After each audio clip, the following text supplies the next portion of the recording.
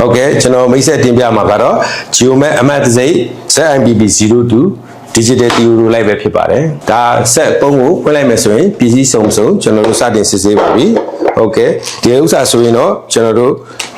digital electronic TU လိုက်ပဲဖြစ်ပါတယ်ဒီမှာဆိုရင် rechargeable battery ကိုအသုံးပြုထားတယ်တောတောင်ထဲမှာဆိုရင်မီးမရှိတဲ့အရာမှာဆိုရင်ကျွန်တော်တို့ AA battery လေးလုံးကိုထည့်ပြီးအသုံးပြုလို့ရပါတယ်ခင်ဗျlaser plan မဲ့ရှိတော့ညာလဲကျွန်တော်တို့ plan ပေါက်တစ်ခုကိုအပိုးထည့်ဆောင်ထားပါတယ်ခင်ဗျာဒါကတော့ engineer ဌာနမှာဒါကို calibration လုပ်တာပြုပြင်တဲ့အခါမှာသုံးတဲ့ tool တွေပဲဖြစ်ပါတယ်တိုင်းတာရေးမှာအသုံးပြုတဲ့အခါမှာအသုံးလိုအပ်ရင်မိုးကိုလည်းအသုံးပြုလို့ရမှာပဲဖြစ်ပါတယ်ဒါတွေအားလုံးပြည့်စုံခြင်းရှိမရှိပဏာမအဦးဆုံးကျွန်တော်တို့စစ်ဆေးရမှာပဲဖြစ်ပါတယ်ဟုတ်ကဲ့ဒါကတော့ကရိယာနဲ့မိတ်ဆက်ခြင်းပဲဖြစ်ပါတယ်ဒါကတော့ brand အနေနဲ့ Geomat brand ပဲဖြစ်ပါတယ် model အနေနဲ့ကတော့ ZIPP02 ပဲဖြစ်ပါတယ်ဒီကရိယာကိုကျွန်တော်စတင်မိတ်ဆက်ပေးပြရစီခင်ဗျကရိယာမှာဆိုရင်ကျွန်တော် triangle ပါပါတယ် triangle ဆိုတာလည်းကျွန်တော်တို့ခါးလျက်နေဖြုတ်လို့ဆက်လို့ရတဲ့ triangle ပဲဖြစ်ပါတယ်အဲ့ဒီ triangle မှာဆိုရင်ကျွန်တော်တို့ circular barbell လေးတစ်ခုပါမှာပဲဖြစ်ပါတယ်ဒီ circular barbell ကကျွန်တော်တို့ leveling ချတဲ့အခါမှာအသုံးပြုရလွယ်အောင်လို့တိစောက်ပေးထားတာဖြစ်ပါတယ်ကျွန်တော်တို့ triangle ကိုထည့်ပြီးတဲ့အခါမှာကျွန်တော်တို့ဒီခါလေ click လေးကိုကျွန်တော်ပြန်ပေးလိုက်တဲ့အခါမှာကျွန်တော်တို့အသုံးပြုလို့ရတဲ့ digital TU လိုက်ပဲဖြစ်ပါတယ်ဒါကတော့ horizontal circle ပဲဖြစ်ပါတယ်360 degree လှည့်လို့ရပါတယ်သူ့မှာဆိုရင်ဘာပါမလဲဆိုရင်ကျွန်တော်တို့ horizontal clamp တစ်ခုပါပါမယ် clamp မှာဆိုရင်အတွင်းမှာဆိုရင်တော့ clamp ပါပြီးတော့အပြင် screw သေးမှာဆိုရင်တော့ကျွန်တော်တို့fine tuning အနေငယ်ရေရှားအောင်လှည့်ပေးလို့ရတယ် fine tuning screw ဖြစ်ပါတယ်တခုထူးခြားတာက clamp ကိုအသေးကျက်ထားပြီးသွားရဲဆိုရင်ကျွန်တော်တို့ဒီ horizon နဲ့ကျွန်တော်တို့ fine tuning screw လှည့်တဲ့အခါတစုံထိလှည့်သွားပြီးဆိုရင်ကျွန်တော်တို့တစ်ခါတလေကြာရင် clamp ကျက်ရင်လည်းကျိုးတာတို့ပေးတာတို့ဖြစ်တဲ့အတွက်အနေငယ်တတိထားဖို့တော့လိုပါတယ်setting တစ်ခုနဲ့တစ်ခုပြင်နေတဲ့အချိန်မှာပဲကျွန်တော်တို့ဒီ screw ကိုအလေကောင်ကိုကျွန်တော်တို့တက်နိုင်တဲ့လောက်ဖြည့်လျှော့ထားပေးဖို့လိုပါတယ်ဟုတ်ကဲ့ horizon နဲ့ခြေနေကိုပြောပြပြီးတဲ့အခါမှာကျွန်တော်ကတော့ဘာပဲ circle အကြောင်းကိုပြောပြပါပဲဒါကတော့360 degree လှည့်ပတ်လို့ရပါတယ်သူ့မှာလည်း horizon နဲ့ circle လိုပဲ vertical circle ကို clamp အတွင်းမှာ clamp တစ်ခုပါပါပဲအပြင်ဘက်ကတော့ကျွန်တော်တို့အသေးကတော့ကျွန်တော် fine tuning screw ပဲဖြစ်ပါတယ်အနေငယ်ရေရှားလို့ရတဲ့ဥစ္စာပဲဖြစ်ပါတယ်သူလည်း horizon နဲ့ clamp အတိုင်းပဲကျွန်တော်တို့ဆုံးသွားတဲ့အခါမှာကြက်ရင်းနဲ့ clip တွေကျူးတာတို့ဘာလို့ဖြစ်တဲ့အတွက်အနေငယ်သတိထားဖို့လိုပါတယ်ဒါကတော့ eyesight collimeterပဲဖြစ်ပါတယ်ဒါကတော့ objective တစ်ခုကိုကျွန်တော်တို့ကြည့်မယ်ဆိုရင်ဒီ eyesight collimeter ကနေကြည့်မယ်အရက်အမောင်းမြင့်တဲ့သူကအပေါ် eyesight collimeter ကိုကြည့်ရတယ်လို့အရက်အမောင်းနှိမ့်တဲ့သူကလည်းအောက်က eyesight collimeter ကိုကြည့်ရင်းနဲ့ကျွန်တော်တို့အုပ်ရိပ်ကိုကျွန်တော်တို့ကြည့်ရမှာဖြစ်ပါတယ်ဒီမှာဆိုရင်ဒါလေးကတော့ cross hair ကိုကြည်လင်းပြတ်တောင်းအောင်ချိန်နဲ့ကျွန်တော် eyepiece focus ပဲဖြစ်ပါတယ်အလဲမှာကျွန်တော်တို့ objective focus ပါပါတယ် objective ကျွန်တော်တို့ကြည့်ရမယ့်ပုံရိပ်ကိုကြည်လင်းပြတ်တောင်းအောင်ကျွန်တော်တို့ချိန်ကြည့်ရမှာပဲဖြစ်ပါတယ်ဒါကတော့ handle ပဲဖြစ်ပါတယ်ခန်းတွေကိုဖြုတ်လို့တက်လို့ရအောင်စီစဉ်ထားပါတယ်ဒါတို့တော့လည်းကျွန်တော်တို့ကဒီ screw ကိုတော်တော်လေးကြက်ထားတဲ့အတွက်လောလောဆယ်တော့မဖြုတ်ရတဲ့အနေထားမှာပဲကျွန်တော်တို့ထားပါတယ်ဟုတ်ကဲ့နောက်တစ်ခုကဘက်ထရီလေးနဲ့မိတ်ဆက်ပေးပြရစီဘက်ထရီမှာဆိုရင်တက်ထားတဲ့ခါမှာ lock ဖြစ်နေပါတယ်ကျွန်တော်တို့ဖြုတ်ချင်တယ်ဆိုရင်တော့ unlock back ကိုကျွန်တော်တို့လှည့်ရမှာဖြစ်ပါတယ်တစ်ချက်လောက်ကြည့်ပေးပါခင်ဗျ unlock back ကိုလှည့်လိုက်ပြီးကျွန်တော်တို့ဘက်ထရီကိုဖြုတ်လို့ရပါပြီခင်ဗျနော်ဘက်ထရီကိုပြန်တက်မယ်ဆိုရင်ဒီမှာ un လေးရှိပါတယ်ဒီမှာ un ခွက်လေးရှိပါတယ်အဲ့ဒါလေးကိုထည့်ပြီးတော့အသားလေးကျွန်တော်ဖိပြီးတော့ unlock ဆိုတဲ့နေရာကနေပြီးတော့ lock ဆိုတဲ့နေရာကိုကျွန်တော်တို့ပြန်ပြီးတော့ထည့်လိုက်ရင်အသုံးပြုလို့ရတဲ့အနေအထားမှာရှိပါပြီဟုတ်ကဲ့ဒီဥစ္စာကတော့ကျွန်တော်နောက်ထပ်မိတ်ဆက်ပေးရမှာကတော့ objective lens ပါဒီမှာ lens ရှိတဲ့အတွက်သူ့ကိုချစ်တာတို့ပြူတာတို့မကြည်မလင်ဖြစ်မှာဆိုလို့ထိခိုက်မိမှာဆိုလို့ကျွန်တော်ဒီ lens cover rubber cover လေးကိုကျွန်တော်တို့ဖုံးအုပ်ပေးထားတာရှိပါတယ်အသုံးပြုတဲ့အခါမှာဆိုရင်တော့ကျွန်တော်တို့ rubber cover ကိုဖြုတ်ပြီးတော့ကျွန်တော်တို့ objective တို့ဘာလို့ကြည့်ပြီးတော့အသုံးပြုရမှာပဲဖြစ်ပါတယ်ခင်ဗျဟုတ်ကဲ့ကျွန်တော်တို့ instrument setting ချမဲ့အပိုင်းကိုပြပါပြီပထမဦးဆုံးကျွန်တော် power ကိုဖွင့်လိုက်ပါတယ် power ဖွင့်ပြီးတဲ့အခါမှာ laser plasma ကိုကျွန်တော်ထုတ်မယ် laser plasma ဆိုတဲ့အခါမှာဒီမီလုံးကီးလေးကိုအသားလေးနှိပ်လိုက်မယ်ကျွန်တော်တို့ laser ထွက်သွားပါပြီအောက်မှာ laser ထွက်သွားပါပြီသို့တော်လည်းကျွန်တော်တို့လိုချင်တဲ့ point ပေါ်ကိုကျွန်တော်တို့မတင်သေးဘူးခင်ဗျအဲ့ဒီမတင်သေးတဲ့အခါမှာ tripod leg ကိုအသုံးပြုပြီးတော့ကျွန်တော်တို့တင်လိုက်ပါမယ်အခုတင်သွားပါပြီသို့တော်ဆက်က level လေးမကျဘူး level လေးမကျတဲ့အတွက်ကျွန်တော် level ဝင်ဖို့ကကျွန်တော်ဘာလို့သုံးရမလဲပထမဦးဆုံးကျွန်တော် circular barbell လေးကိုသုံးမယ် circular barbell သုံးတဲ့အခါမှာကျွန်တော် tripod ကြောင်း3ကြောင်းရှိတယ်ခြေထောက်3ချောင်းမှာကျွန်တော်တစ်ချောင်းကိုအတီးထားပြီးတော့2ချောင်းကိုပဲကျွန်တော်ကစားပြီးအသုံးပြုမှာပဲဖြစ်ပါတယ်ဟုတ်ကဲ့တစ်ချက်လောက်ကျွန်တော်ကြည့်ပေးပါ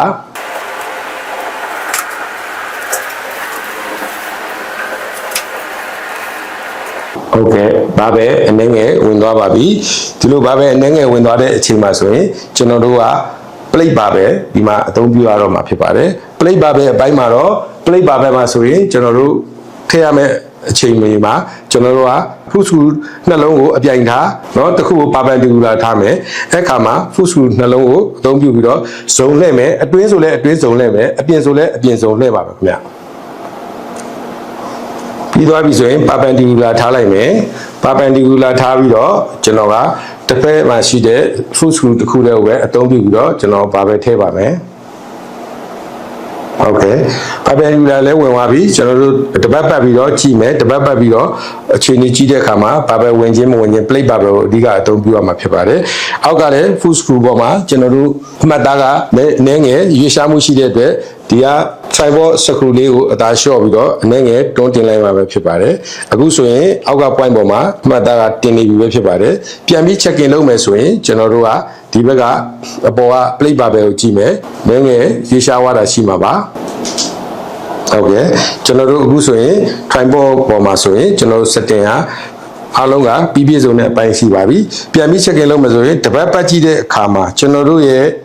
laser plan mat ကကျွန်တော်တို့ center point ပြီးမှာဂွင်းဝိုင်းတယ်လို့မဖြစ်နေပဲနဲ့ center point ပေါ်မှာတီတီငြိမ်ငြိမ်ပဲသွားနေရမှာပဲဖြစ်ပါတယ်ဟုတ်ကဲ့ကျွန်တော် plate barbell လေးကိုနည်းငယ်ရှင်းပြပေးရစီ plate barbell မှာဆိုရင်ဒီပေါ်မှာစာတန်းလေးတစ်ခုရှိပါတယ်30စက္ကန့်မြင်းဆောင်2မီလီလို့ရေးရပါတယ် 2mm လို့ရေးထားတယ်ဒါပါအဓိပ္ပာယ်လဲဆိုရင်ကျွန်တော်တို့ဒီပေါ်မှာရှိတဲ့အမှတ်သားလေးတာဆိုရင်တစ်စိတ်ကို2မီလီသွားပါတယ်အဲ့တော့ barbell ကကျွန်တော်တို့တစ်စိတ်စာစောင်းသွားမယ်တစ်စိတ်စာရေချိန်သွားမယ်ဆိုရင်30စက္ကန့်ဒီဆက်ကအတိမ်းဆောင်ရှိတယ်ဆိုတဲ့အဓိပ္ပာယ်ကိုတက်ရောက်ပါတယ်တကယ်လည်းဖြစ်နေတဲ့အခြေအနေမျိုးမှာဆိုရင်ကျွန်တော်တို့ကဘာပဲကိုတိကျအောင်ထည့်ဖို့လိုအပ်မှာပဲဖြစ်ပါတယ်ဒီစာတန်းလေးရဲ့အဓိပ္ပာယ်ကိုသိပြီဆိုရင်ကျွန်တော်တို့လုပ်ငန်းဆောင်ရွက်တဲ့အခါမှာဒါကဘာကြောင့်လဲဆိုတဲ့အခြေအနေကိုကျွန်တော်တို့သိပြီးတော့ကျန်တဲ့လုပ်ငန်းကိုဆက်လက်လုပ်ကိုင်လို့ရသွားမှာပဲဖြစ်ပါတယ်ဟုတ်ကဲ့အခု set clear ကိုတိုင်းတာလို့ရတယ် setting ပိုင်းရှာကျွန်တော်တို့ vertical အနေနဲ့ plan ကကြာနေပြီကျွန်တော်တို့ horizontal တွေရဘာပဲဝင်နေပြီအားလုံး okay ရဲ့ခါကျတော့ instrument initial setting ပိုင်းကိုသွားပါမယ်ခင်ဗျာ instrument initial setting ပိုင်းမှာဆိုရင်ကျွန်တော် set လေးခဏပိတ်ပြလိုက်ပါမယ်ပိတ်သွားပါပြီအဲ့ချိန်မှာ initial setting ကိုစားတဲ့အခါမှာ whole ခလုတ်ရဲ့ zero set ခလုတ်ရဲ့ကိုတပြိုင်နဲ့နှိပ်ထားပါအောက်က power ခလုတ်လေးကိုနှိပ်လိုက်တဲ့အခါမှာလာပါပြီဟုတ်ကဲ့တွေ့တဲ့အတိုင်းပဲ360 degree ပေါ်တဲ့အခါမှာခုနခလုတ်နှစ်ခုဇုံတိုင်ထားတာကိုတစ်ချက်လွှတ်လိုက်ပါဟုတ်ကဲ့အဲ့ဒါမှာ 0 0ဆိုပြီးပြပါတယ်အဲ့ဒီဥစ္စာကိုကျွန်တော်တို့ပြင်ပါမယ်360 degree ထားပါတယ်တကယ်လို့များကျွန်တော်တို့ကနှိပ်ပြီးတော့ဟိုအသုံးပြုမယ်ဆိုရင်ကျွန်တော်တို့360 400ဒါကတော့ဂုံလို့ခေါ်တယ်ကျွန်တော်တို့စာပေမှာအသုံးမပြုဘူးဥရောပနိုင်ငံတွေမှာပဲအသုံးပြုတာကျွန်တော်တို့မသုံးဘူးနောက်တစ်ခုက6400เนาะအမြောက်တက်တွေမှာပဲသုံးတာကျွန်တော်တို့စာပေမှာအသုံးမပြုဘူးကျွန်တော်တို့သုံးမှာကဒီဂရီမိနစ်စက္ကန့်ဆိုတဲ့360ဒီဂရီမှာ setting ချတာဒီလို setting တစ်ခုချထားပြီးသွားပြီဆိုရင်အားလေခလုတ်လေးကိုနှိပ်ပြီးတော့ကျွန်တော်နောက် setting တစ်ခုကိုသွားမယ် no beat ကျွန်တော်တို့အတန်မြည်ခြင်းကိုကျွန်တော်မရှိပါဘူးဒါအဲ့ဒီအတန်မြည်ခြင်းမရှိဘူးအဲ့အတန်ဘယ်လိုမျိုးသွားမလဲဆိုရင်ဒါဆိုရင်90 degree beat ကျွန်တော်တို့ horizontal circle ရဲ့ vertical circle ရဲ့မှာ90 degree beat တိုင်းသူကတိဆိုတဲ့အလန်းလေးနဲ့ပြီးလေးကိုကျွန်တော်တို့ထုတ်ပြီးတယ်ဒါပေမဲ့အဲ့ပြီးပါကျွန်တော်တို့ပိတ်မယ်နိုးပြီးနဲ့သွားမယ်ဟုတ်ကဲ့ဒီ setting ပြီးသွားတဲ့ခါမှာအားတဲ့ခလုတ်လေးကိုနှိပ်ပြီးတော့ set သက်သွားမယ် take on အထဲမှာ compressor ပါတယ်ကျွန်တော်တို့ take စန်ဆာလေးကဖွင့်ထားပေးပါတယ်စန်ဆာကိုနောက်တစ်ချက်0 set ကိုနှိပ်လိုက်ရင်စန်ဆာပိတ်သွားတယ်စန်ဆာပိတ်သွားရင်ကျွန်တော်တို့တိုင်းနေရင်းနဲ့အသုံးပြုနေရင်းနဲ့ဒီဆက်ကဆောင်းသွားလားမဆောင်းသွားလားကျွန်တော်တို့သိရမှာမဟုတ်ပါဘူးအဲ့တော့ကျွန်တော်တို့ကစန်ဆာကိုလည်းကျွန်တော်တို့ဖွင့်ထားပါမယ် tick on ထားတယ် tick on ထားမှကျွန်တော်တို့ဆက်ဆောင်းသွားရင်တိုင်းခွင့်မပေးတော့ဘဲနဲ့ကျွန်တော်တို့ကဆက်ကို setting ချလို့ရတယ်ဒီတာမမားတော့ပါဘူးနောက်ထပ်ဆက်သွားမယ်ဆိုရင်အားတဲ့ခလုတ်လေးကိုကျွန်တော်တို့ဆက်လိုက်မယ် display မှာကျွန်တော်တို့ degree minute second ပြတဲ့အခါမှာ1 second 2 second ဒါမှမဟုတ်လဲ30 second 31 second 32 second 1 second ချင်းစီတက်သွားပါပါအဲ့ဒါမချချင်ဘူးဆိုရင်ကျွန်တော်5 second 5 second ချမယ်ဆိုရင်20 second 25 second 30 second စက္ကန့်5ခုခုန်တက်သွားမှာပဲဖြစ်ပါတယ်ဟုတ်ကဲ့ကျွန်တော်ဒီ display ကိုကျွန်တော်တို့1 second နဲ့ပဲ setting ချမယ်နောက်ထပ်အားတဲ့ခလုတ်ကိုနှိပ်မယ်ဆက်သွားမယ် no off auto off เนาะဒါ no off ဆိုတာကကိုယ့်ဘာကိုပိတ်မှာ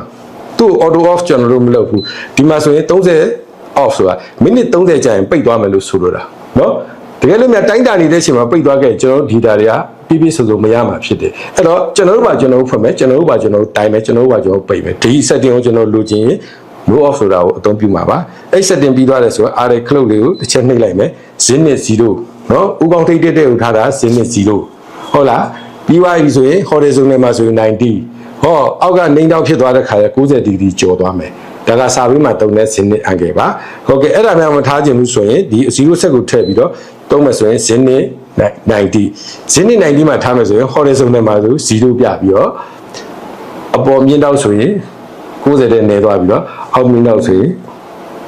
90တဲ့များတဲ့ဥစ္စာတွေ့ရပါမယ်ဒါပေမဲ့ကျွန်တော်တို့စာပေးမှာတော့0နဲ့0ကိုပဲကျွန်တော်တို့ထားပြီးတော့စာပေးပြုလုပ်မှာဖြစ်ပါတယ်ဒီ setting ပြီးသွားတဲ့ခါမှာ array clock လေးနှိပ်ပြီးတော့တစ်ချက်သွားလိုက်ပါတယ်360အဲ့တော့ပြန်စစ်ဆေးမယ်ဆိုရင်ကျွန်တော်တို့ array clock လေးနှိပ်ပြီးတော့တစ်ချက်ချင်းပြန်စစ်ဆေး no b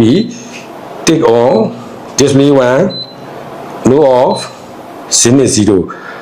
ဟုတ်ကဲ့အားလုံး setting ကကျွန်တော်ချထားတဲ့အတိုင်းပြီးသွားပြီဆိုရင် v percentage ကိုနှိပ်ပြီးတော့ကျွန်တော် setting ကိုကျွန်တော် lock ထားလိုက်ရပါမယ်ဟုတ်ကဲ့နှိပ်လိုက်တယ်ဆိုရင်ပဲကျွန်တော်တို့ okay ပါပါပြီကျွန်တော်တို့ရဲ့ setting ချထားတဲ့အတိုင်းကျွန်တော်တို့တိုင်းတာမှုကိုစတင်လုပ်လို့ရပါပြီဟုတ်ကဲ့ဒါကတော့ကျွန်တော် auto level theory line နဲ့သုံးမဲ့အလူမီနီယံ step ပဲဖြစ်ပါတယ်တစ်ဖက်မှာဆိုရင်မီတာနဲ့အမှတ်သားတွေရှိပါပါတစ်ဖက်မှာဆိုရင်ကျွန်တော်တို့ပေနဲ့ပတ်သက်တဲ့အမှတ်သားတွေရှိပါပါကျွန်တော်ကတော့ပေနဲ့ပတ်သက်အမှတ်သားကနေစပြီးပြောပါမယ်ဒီမှာဆိုရင်တပေဟုတ်လားသူ့အပေါ်မှာတပေရဲ့အထက်မှာဆိုရင်ဒီတစ်ကလေးတွေကပါတယ်ကျွန်တော်တို့စက်ကိုကြည့်တဲ့အခါမှာဒီတစ်ကနန်းမြင်ပြီဆိုရင်ဒါတပေအထက်နှစ်ပေအောက်မှာရှိတယ်ဂျားထဲမှာရှိတယ်ဟောနှစ်ပေအထက်မှာလည်းနှစ်လေးတွေရှိတယ်ပြီးတော့ဒီဥစ္စာကပေနဲ့ပတ်သက်ပြီးတော့အသုံးပြုတာကျွန်တော်တို့ကဆယ်လီစိတ်စနစ်ပါဒီမှာဆိုရင်ပေတံမှာဆိုရင်အသေးဆုံးစိတ်ပိုင်းအမဲတုံးလေးရှိတယ်အဖြူတုံးလေးရှိတယ်ဒါတွေကဆိုရင်တပေရဲ့အပုံတရားပုံတပုံဖြစ်တဲ့အတွက် 0.01 ပေဒါကအသေးဆုံးစိတ်ပိုင်းဖြစ်ပါတယ်ဒီအသေးဆုံးစိတ်ပိုင်းကိုဘာလို့ပြောရလဲဆိုရင်ကျွန်တော်တို့ instrument ကိုတိုင်းတဲ့အခါမှာinstrument ကအသေးဆုံးစိတ်ပိုင်းဘယ်လောက်ရှိတယ်ဆိုတာကိုဖော်ပြပေးရမှာဖြစ်ပါတယ်။ဟောဒီမှာဆိုရင်ဒီအချွန်လေးတွေရှိတယ်။အဲ့အချွန်လေးတွေကခါးလေအချွန်လေးတွေပါ။အဲ့ဒီမှာဆိုရင်ဒီမှာ9ဟုတ်လားအပေါ်အချွန်ကစမယ်အဖြူ1အမဲ2 3 4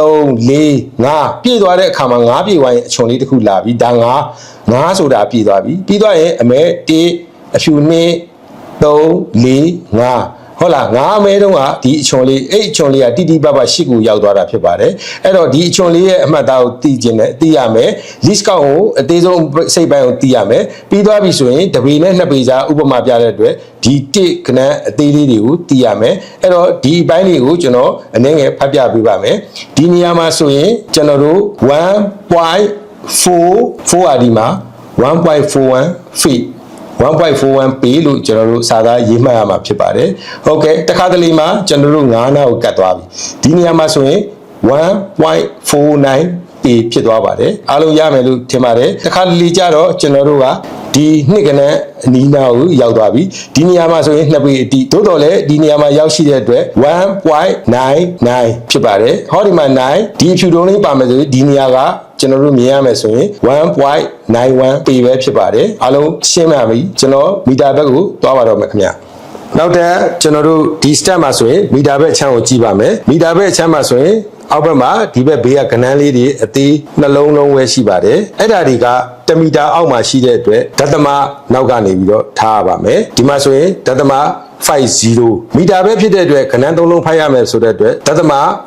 933ထားရပါမယ်ဒီမှာဆိုရင်913ပါဒသမ913ဒီလိုမျိုးဖတ်ရပါမယ်ဒီမှာဆိုလဲအသေးဆုံးစိတ်ပိုင်းကိုကျွန်တော်တို့သိဖို့လိုအပ်ပါတယ်ဟုတ်ကဲ့အသေးဆုံးစိတ်ပိုင်းမှာဆိုရင်သူက1မီတာကို10စိတ်စိတ်ပါတယ်အဲ့10စိတ်ကိုမှဒီလိုတစ်စိတ်ချင်းကြားမှာလဲ10စိတ်ပိုင်းထားပါတယ်1 2 3 4 5 6ခွန်ရှေးကို30အဲ့ဒါတွေမဲလားဆိုတော့မဟုတ်ပါဘူးအဲ့ဒီ10စိတ်ပိုင်းထားတဲ့အပိုင်းမှာဆိုရင်တစ်ဖက်မှာဆိုရင်နှစ်ပိုင်းစီခွဲသွားပါတယ်ဒါကို10စိတ်ပိုင်းနဲ့ဆိုရင်တထုံးက9ရှိပါတယ်အဲ့တော့ကျွန်တော်တို့က1မီတာကိုအပုံ1000ပုံနဲ့9ပုံဆိုတဲ့ဟာကကျွန်တော်တို့ least count ဖြစ်ပါတယ်အဲ့တော့မီတာဘက်မှာဆိုရင် least count တန်ဖိုးက 0.005 မီတာပဲဖြစ်ပါတယ်မီလီမီတာအနေနဲ့ပြောမယ်ဆိုရင်5 မီလီမီတာပဲဖြစ်ပါတယ်ကျွန်တော်အနည်းငယ်ဖတ်ပြပေးပါမယ် ဒီမှာဆိုရင်အချွန်လေးရှိတယ်ဒါကသူ့ရဲ့ခါးလက်အစိပ်ပိုင်းငါးကိုရောက်ရှိလာတဲ့အမှတ်သားပဲဖြစ်ပါတယ်သူကအချွန်လေးတွေမဟုတ်ပါဘူးဒီမှာလည်းအမှတ်သားအတုံးလေးတွေလည်းပါပါတယ်ဒါတွေဟာဆိုရင်ကျွန်တော်တို့ auto level theodolite telescope မှာဆိုရင်အသေးချာမြင်ရမယ့်အပိုင်းပဲဖြစ်ပါတယ်ဟုတ်ကဲ့1မီတာအထက်ကိုတက်သွားမယ်ဆိုရင်တော့1မီတာအထက်ကိုတက်သွားမယ်ဆိုရင်တော့ကဏ္ဍ3လုံးဖြစ်ပေါ်လာပါပြီအဲ့ဒီအခါမှာကျွန်တော်ဖတ်ချက်ကဖတ်မယ်ဆိုရင် 1.04 1.05 เนาะအဲ့1မီတာအထက်မှာဆိုရင်ကျွန်တော်တို့ဒီလိုအဆက်ကလေးတစ်ခုရှိပါတယ်ဒီ step ကို6 set ထုတ်မယ်ဆိုရင်2မီတာအထက်မှာဆိုရင်20ရှိပြီးတော့3မီတာအထက်မှာဆိုရင်အဆက်ကလေး30ရှိနေပါတယ်ဒါတွေကဘာလဲဆိုတော့ step 6ရဲ့အသေးစိတ်ခြေလက်တွေကိုကျွန်တော်တို့နားလည်ရမှာပဲဖြစ်ပါတယ်ကျွန်တော်အနည်းငယ်ဖတ်ပြပါမယ်ခင်ဗျဒါဆိုရင်60ကဏ္ဍအနေနဲ့သို့တော့1မီတာအောက်မှာဖြစ်တဲ့အတွက်ဒသမ63ညဒီနေရာကဒသမ63ညပါဒီနေရာကဒသမ63ညပါဟုတ်ကဲ့သူ့ကိုတလုံးထပ်တက်မယ်ဘယ်နဲ့စိတ်လဲ least count က9စိတ်ဖြစ်တဲ့အတွက်ဒသမ63ည5ဒီမှာဆိုရင်ဒသမ613ညဒီနေရာမှာဆိုရင်ဒသမ615အဲ့ဒီကုလို့ဖတ်ရပါမယ်ဟုတ်ကဲ့ဒီနေရာမှာဆိုရင်ကျွန်တော်တို့ကဘာဖြစ်လဲ60မပြည့်ဘူး60မပြည့်တဲ့အတွက်90ကျော်တဲ့အတွက်ဒသမ995ဆိုပြီးတော့ကျွန်တော်တို့မီတာဆိုပြီးတော့ကျွန်တော်ဖတ်ချက်ကိုမှတ်သားရမှာပဲဖြစ်ပါတယ်